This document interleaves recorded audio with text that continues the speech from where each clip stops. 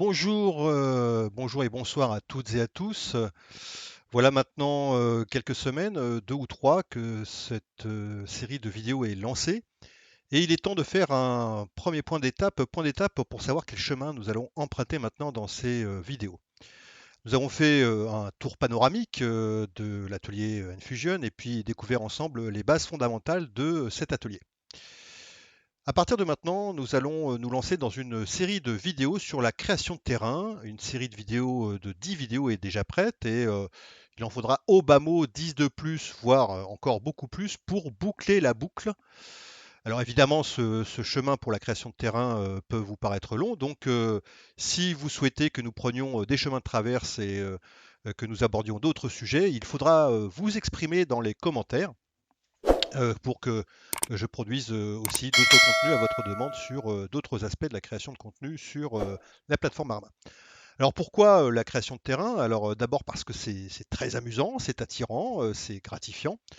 Et puis aussi parce que c'est assez accessible grâce aux outils qui sont disponibles, évidemment les outils fournis par Bohemia Interactive, mais aussi d'autres outils qui sont pour la plupart d'entre eux, même la totalité, en tout cas il est possible d'utiliser uniquement des outils totalement libres et gratuits. Alors attention, je vous le dis tout de suite, la création de terrain, c'est accessible techniquement. Pour vous lancer dans un vrai grand gros projet et aboutir à des beaux terrains comme ceux qu'on peut trouver aujourd'hui sur Arma 3 ou quelques projets qu'il y a sur Arma Reforger, c'est évidemment un travail qui nécessite une expérience quand même relative, mais surtout beaucoup, beaucoup de temps et de patience parce que, comme vous le découvrirez dans ces vidéos, c'est un travail de longue haleine. Alors, et ça peut devenir extrêmement complexe, et je vous parle d'expérience puisque j'ai eu la chance très récemment d'être recruté dans une équipe francophone qui s'est lancée dans le projet de création d'une grande carte qui s'appelle Zinmitrita, que vous pourrez trouver dans un état très très très préliminaire sur le workshop.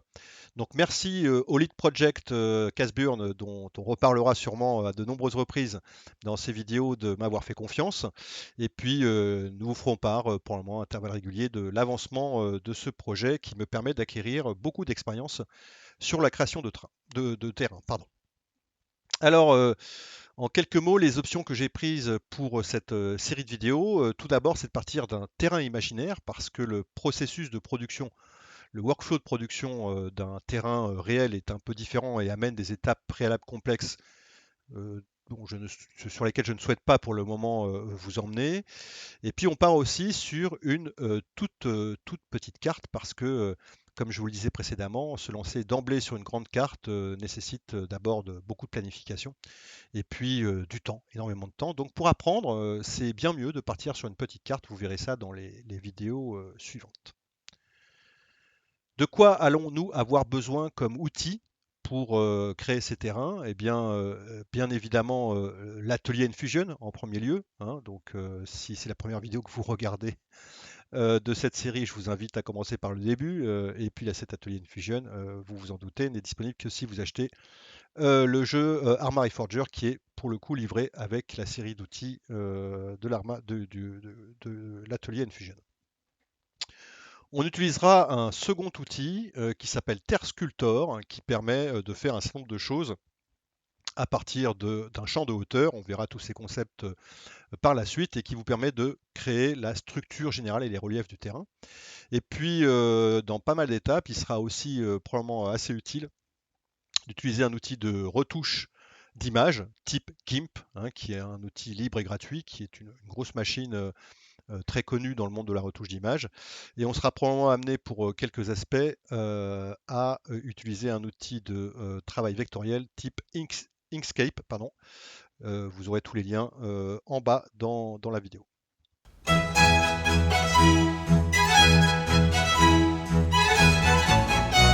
Avant de vous lancer dans cette création de terrain, il y a un point qu'il est important de comprendre, c'est que la création de terrain, c'est un workflow de production qui est tout à fait particulier et qu'il faut bien organiser. Alors, qu'est-ce que c'est qu'un workflow de production? Alors, workflow en français, on dit flux de travail, mais le mot workflow est maintenant dans mon univers professionnel depuis très très longtemps et donc je ne ferai probablement pas l'effort d'utiliser le terme français flux de travail. Qu'est-ce que ça veut dire un flux de travail? Très précisément, ça veut dire que c'est l'enchaînement des activités pour arriver à la fin à un produit et que cet enchaînement répond à des contraintes, en particulier que les activités sont faites dans un ordre prédéterminé, sans quoi on va au-devant d'un certain nombre de déboires et au risque de devoir recommencer et retourner à la case départ. Alors des processus, des workflows, pardon, pas des processus, des workflows de production, vous en connaissez probablement certains déjà intuitivement. Par exemple, le plus simple qui est mis en œuvre dans le cadre familial et domestique, c'est le workflow de production de photographie. Première étape, vous prenez une photo. Deuxième étape, vous la développez, entre guillemets, vous l'adaptez dans votre logiciel de retouche photo, peu ou pas, en tout cas où vous la recadrez, vous travaillez les contrastes, la colorimétrie. Troisième étape, vous insérez ces photos au sein d'un diaporama. Et puis quatrième étape, vous montrez, vous publiez, vous diffusez ces photos devant un public chez vous, dans votre salon, sur YouTube, peu importe. Voilà. Donc ça, c'est typiquement un workflow. Vous comprenez bien qu'il y a un enchaînement, un workflow de production, qui a un enchaînement de tâches et que si on ne les fait pas dans le bon ordre, on va avoir des problèmes. Par exemple, si vous diffusez devant votre public des photos qui n'ont pas été bien recadrées ou retouchées, vous aurez peut-être une qualité médiocre et il vous faudra revenir en chambre de travail pour pouvoir avoir quelque chose de satisfaisant. Alors, on a d'autres processus de production qui sont courants et communs, y compris dans le domaine domestique. On peut parler du processus de production, du workflow de production, pardon, du workflow de production d'une vidéo, par exemple, qui est un petit peu plus complexe. Et puis, on a dans le monde du jeu vidéo un workflow de production d'un jeu vidéo dans son intégralité. Et à l'intérieur de ce workflow, alors c'est des workflows qui sont complexes, avec plein d'étapes, on ne va pas les décrire et les détailler ici. D'ailleurs, ils varient en fonction des habitudes des studios de développement et surtout des outils qu'ils utilisent pour produire le jeu vidéo. Mais à l'intérieur de ce workflow de production, il y a un workflow à part entière qui est le workflow de production de terrain.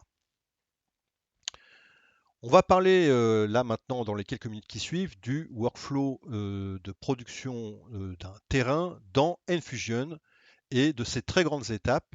Je vous invite à suivre dans les grandes lignes ce workflow parce que, croyez-moi, sinon vous allez au-devant de grands déboires et en particulier, vous risquez d'être obligé de revenir sur une étape assez avancée dans laquelle vous auriez passé après, au bout duquel vous auriez passé beaucoup de travail, de revenir à la case départ et probablement de casser tout ce que vous avez fait précédemment.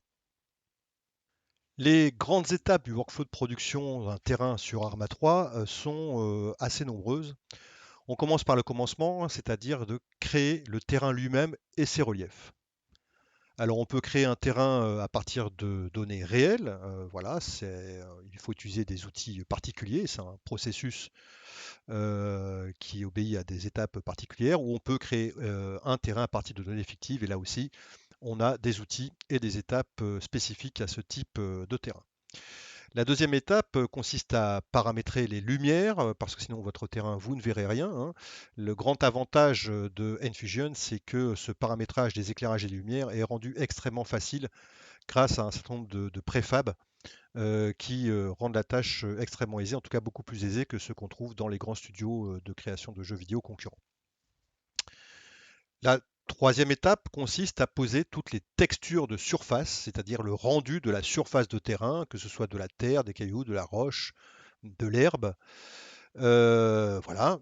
Et puis l'étape suivante consiste à poser les réseaux de routes et de chemins. Et là, c'est hyper important de faire les choses dans cet ordre-là, parce que si vous faites les choses dans un ordre différent, là, vous avez vraiment des problèmes de retour arrière qui vont être extrêmement importants. Étape suivante, vous posez les forêts et la végétation, les roches, en fait, tous les éléments naturels qui constituent un terrain. Étape suivante, vous posez les objets 3D, donc par exemple les bâtiments, l'intérieur des bâtiments, le mobilier urbain et tous les éléments de décor autres, c'est-à-dire tous les éléments artificiels. Alors pourquoi mettre d'abord les éléments naturels avant les éléments artificiels? Il n'y a pas forcément de grande difficulté à faire des retours arrière. Vous verrez que là-dessus, les outils de Enfusion sont extrêmement puissants, simplement parce que dans la vraie vie, les éléments naturels existent préalablement aux éléments artificiels et que quand vous procédez dans cet ordre-là, vous vous donnez toutes les chances d'avoir un rendu qui soit beaucoup plus proche, quelque chose de réaliste. Et puis ensuite, il y a un certain nombre d'étapes de finalisation dans lesquelles je ne vais pas rentrer dans le détail, qui sont notamment générer les maillages de navigation. Alors, c'est quoi un maillage de navigation? Quand vous avez des intelligences artificielles qui se déplacent sur une carte, et ben, elles utilisent des points pour se déplacer avec un algorithme qui calcule les chemins de navigation de ces étapes. Et ces points, en fait, l'ensemble de ces points constitue ce qu'on appelle un maillage de navigation.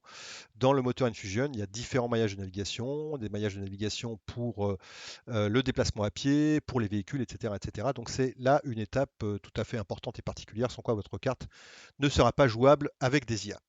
Et puis ensuite, il faudra finaliser, faire un certain nombre d'étapes de finalisation, et puis surtout tester, tester, tester, c'est hyper important, votre carte avant, in fine, de la publier sur le workshop. Voilà dans les grandes lignes. Je vous invite à bien suivre ce déroulement que nous suivrons nous-mêmes dans ces vidéos. Et puis, je vous dis à très bientôt pour la première vidéo pour la création de mon premier terrain. Ciao, ciao, à bientôt. Et je vous rappelle, faites Arma, pas la guerre.